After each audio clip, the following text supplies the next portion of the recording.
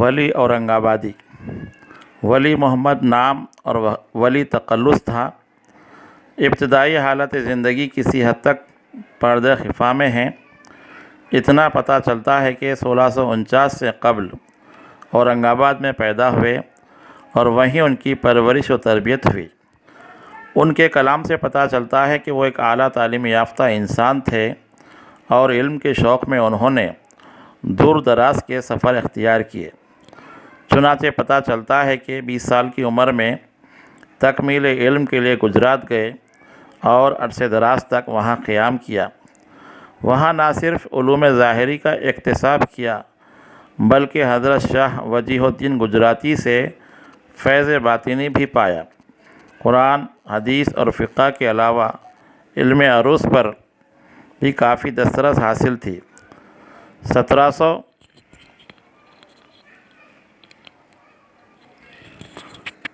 عیسوی کے لگ بھگ انہوں نے دلی کا سفر کیا اور دلی کے مشاعروں میں کلام سنا کر نئی روایات کی داغ بیل ڈالی۔ ان کے اشعار دیکھتے ہی دیکھتے دلی کے عوام میں مقبول ہو گئے۔ دلی کے شعراء ان کی پیروی میں فارسی کو خیر بات کہہ کر اردو میں طبع آزمائی کرنے لگے۔ دلی میں ولی کی ملاقات سید سعد اللہ گلشن سے ہوئی، جو ایک صوفی اور معروف شاعر تھے۔ چونکہ ولی خود بھی ایک صوفی منش آدمی تھے، اس لیے وہ شاہ گلشن سے جلد ہی مانوس ہو گئے۔ کہا جاتا ہے کہ شاہ گلشن نے انہیں فارسی کے غیر مستعملہ مضامین کو اردو میں سمونے کا مشورہ دیا۔ چنانچہ ولی نے اس پر عمل کیا اور اردو شاعری کو نئے مضامین اور نئے خیالات سے روشناس کرایا۔ دوسری طرف دلی کے وہ شعراء جو اب تک فارسی ہی میں شعر کہنے کو باعث افتخار سمجھتے اور اس بات سے بالکل بے خبر تھے کہ تقریباً 400 سال سے دکن میں اردو نظم و نثر لکھی جا رہی ہے، جبکہ دلی میں اس کو ریختہ یا گری پڑی زبان سمجھا جاتا تھا۔ لیکن جب دلی کے عام شعراء نے ولی کو اس زبان میں روانی کے ساتھ شعر کہتے سنا تو پہلے متعجب ہوئے اور پھر اسی طرز میں شعر کہنے لگے، اور دیکھتے ہی دیکھتے دلی کی گلی کوچوں میں اردو شاعری کی دھوم مچ گئی۔ ولی کو اردو شاعری کا بابا آدم بھی کہا جاتا ہے۔ انہوں نے اردو شاعری میں عموماً اور اردو غزل میں خصوصاً اپنی فنکاری کا کامیاب مظاہرہ کیا۔ ولی کی شاعری میں فطری پن اور بے ساختگی نمایاں طور پر محسوس کی جا سکتی ہے۔ ان کی شاعری میں تکلف یا بناوٹ نہیں اور نہ ہی وہ مبالغہ آرائی سے کام لیتے ہیں۔ ولی کو اردو شاعری میں اس لیے فوقیت حاصل ہے کہ انہوں نے سب سے پہلے اردو شاعری میں حسن و عشق کے بیان میں صداقت اور حقیقت سے کام لیا۔ ولی کی اردو غزل سے متاثر ہو کر شمالی ہند کے فارسی گو شعراء اور اردو شعر گوئی کی طرف مائل ہوئے، اس لیے انہیں اردو غزل کا نقاش اور امام تسلیم کیا گیا۔ ولی کی اہمیت اردو شاعری میں سب سے زیادہ اس لیے ہے کہ انہوں نے قدیم اردو کو جغرافیائی حدود سے آزاد کر کے سارے ہندوستان میں ادبی ابلاغ و ترسیل کا ذریعہ بنایا۔ ولی کا انتقال 1741 عیسوی میں ہوا۔ ولی کی غزل گوئی کی خصوصیات۔ ولی کو سب سے پہلے اس لیے اولیت حاصل ہے کہ انہوں نے اردو شاعری کو جغرافیائی حدود سے آزاد کر کے اس کو سارے ہندوستان میں ترسیل خیالات کا ذریعہ بنایا اور اپنے دور کے تمام ادبی و فکری معیارات اور روایات کو اپنی شاعری میں سمو کر بیان کی لذت اور زبان کی تعمیر کا معجزہ دکھایا۔ ولی اورنگ آبادی نے اردو شاعری اور خاص کر اردو غزل میں اپنے فن کا کامیاب مظاہرہ کیا۔ ان کی شاعری کی سب سے نمایاں خصوصیت فطری انداز اور بے ساختگی ہے۔ ولی نے اپنی غزلوں میں حسن و عشق کی واردات اور کیفیات کو بڑی بے ساختگی اور روانی کے ساتھ پیش کیا ہے۔ ان کی غزلیات میں تکلف یا بناوٹ کا کہیں بھی نشان نہیں۔ وہ حسن و عشق کے معاملات میں بھی مبالغے سے کام نہیں لیتے۔ ولی کو اردو غزل میں اس لیے امتیاز حاصل ہے کہ انہوں نے حسن و عشق کے جذبات کی عکاسی میں صداقت اور حقیقت سے کام لیا اور غزل کے فن کو پروان چڑھانے میں نمایاں رول انجام دیا۔ ولی اورنگ آبادی نے اردو غزل گوئی میں ایسا رنگ و آہنگ اور ایسی فطری دلکشی پیدا کی کہ ان کے اکثر ہم عصر شعراء نے ان کی تقلید کی۔ ولی کی غزلوں میں بڑی نرم و نازک اور حسین تشبیہات اور استعارے ملتے ہیں۔ ان کے پاس بعض تشبیہات اور استعارے بالکل اچھوتے اور نادر قسم کے ہیں۔ وہ ہندی کے نرم اور شیریں الفاظ کو اپنی شاعری میں سمو کر ایک نیا انداز پیدا کرتے ہیں۔ حسن و عشق کی ترجمانی میں خاص ملکہ انہیں حاصل ہے۔ ان کی غزل کا محبوب ایک ہندوستانی عورت ہے جو ہندوستانی آداب و لحاظ سے پوری طرح ہم آہنگ ہے۔ ولی کے آخری دور کی شاعری میں فارسی الفاظ اور فارسی اسالیب کا بڑا خوشگوار اضافہ محسوس کیا جا سکتا ہے۔ ولی کی شاعری کے مطالعے سے ان کے عہد کی تہذیب کا اندازہ لگایا جا سکتا ہے۔ ولی اپنے دور کے معیارات اور رجحانات سے بخوبی واقف تھے، اس لیے انہوں نے اپنے دور کے ادبی معیارات و افکار کو سمو کر یادگار بنا دیا ہے اور اپنے بعد آنے والے شعراء کے لیے ایک قابل تقلید نمونہ چھوڑا ہے۔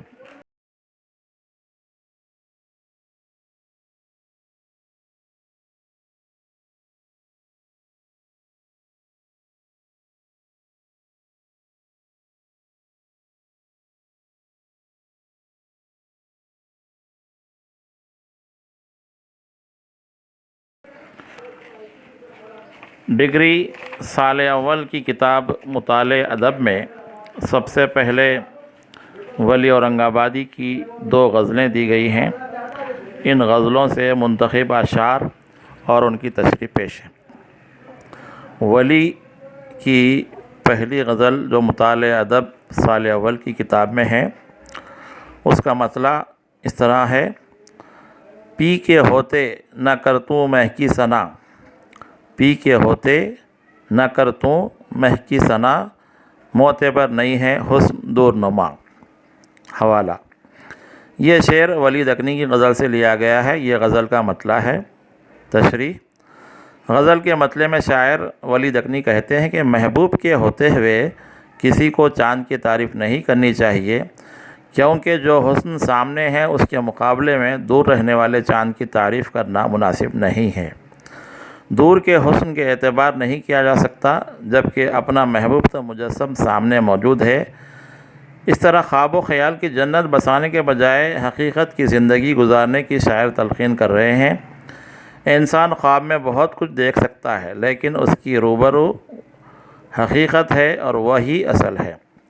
شعر کا مرکزی خیال: شاعر دور سے حسین دکھائی دینے والے چاند کے بجائے سامنے موجود اپنے محبوب کی تعریف کی تلقین کر رہا ہے، کیونکہ شاعر کا محبوب جیسا بھی ہے اس کا اپنا ہے، جبکہ چاند پر اس کا اختیار نہیں۔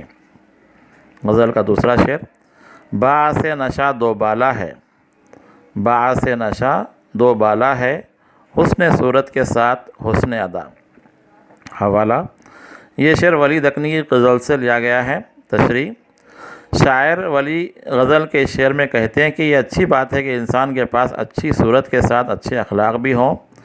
یہ بہت کم ہوتا ہے کہ ایک انسان میں یہ دونوں صفات ایک ساتھ جمع ہوں۔ اگر انسان میں یہ دونوں صفات جمع ہو جائیں تو وہ خوش قسمت انسان ہے۔ ایسے انسانوں کو دنیا والے بھی پسند کرتے ہیں۔ مرکزی خیال: اچھی صورت اور اچھی سیرت کا ایک انسان میں یکجا ہو جانا سب کے لیے مسرت کی بات ہے۔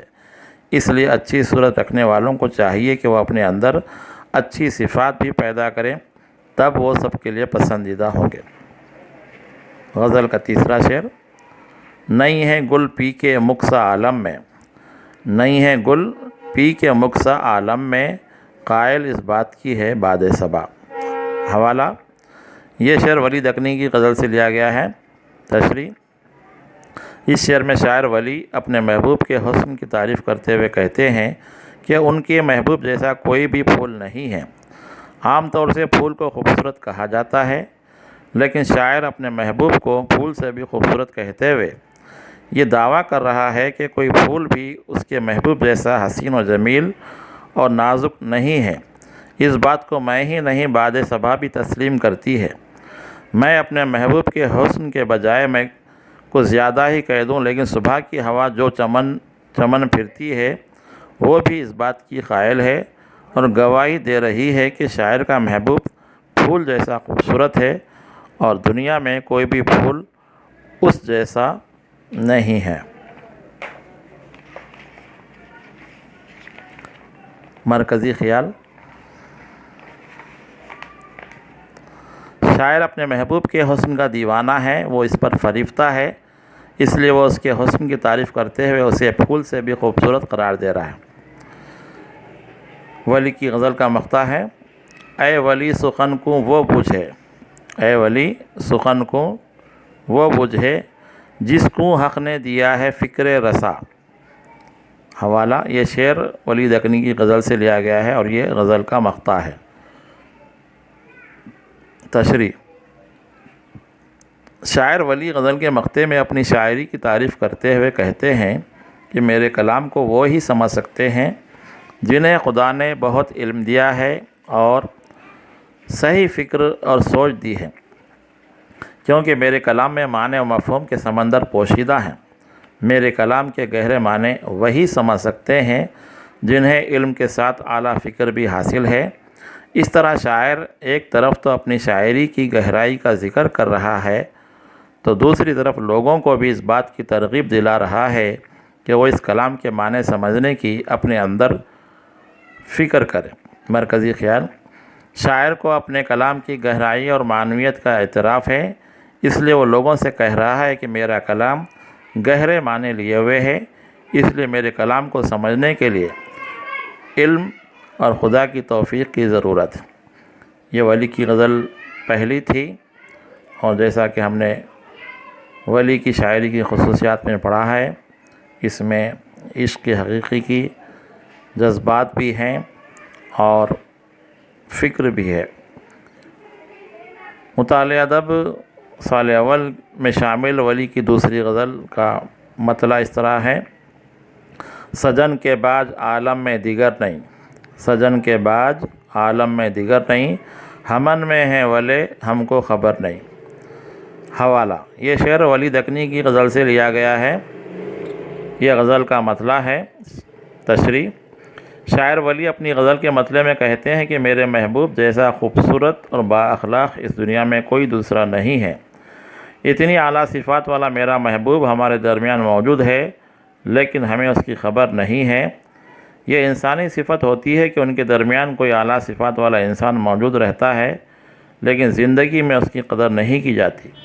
جب وہ اس دنیا سے گزر جاتا ہے تو لوگ اسے یاد کرتے ہیں اور اس کے چلے جانے پر افسوس کرتے ہیں۔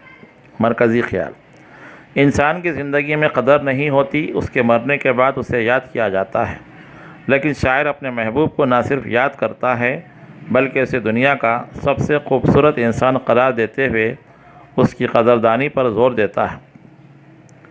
غزل کا دوسرا شعر: عجب ہمت ہے اس کی جس کو جگ میں، عجب ہمت ہے اس کی جس کو جگ میں، بغیر از یار دوجے پر نظر نہیں۔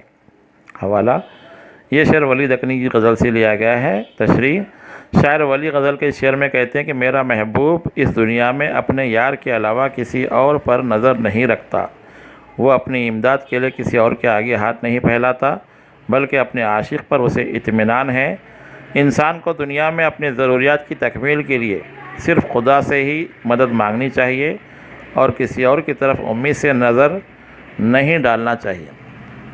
مرکزی خیال: انسان کو صرف اللہ سے محبت رکھنی چاہیے اور اپنی تمام ضروریات اسی سے طلب کرنی چاہیے۔